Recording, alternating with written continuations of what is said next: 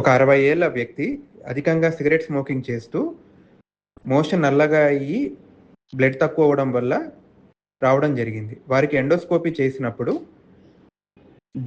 Duodenum అనే భాగం పొట్ట తర్వాత ఉండే భాగంలో అల్సర్ ఒకటి ఏర్పడి దాని నుంచి రక్తం ఇలా చిమ్ముతూ బ్లీడింగ్ అవ్వడం గమనించాం.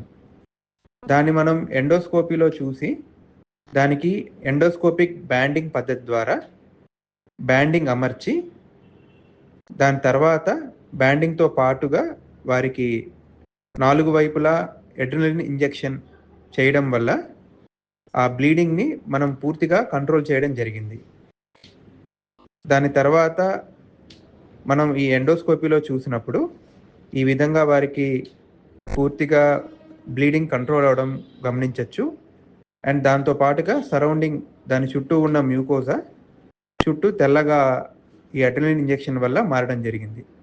ముందు వారికి ఈ విధంగా రక్తం లీక్ అవుతా ఉంది. దాని తర్వాత ఈ రక్తం లీకింగ్ ఆగిపోయింది.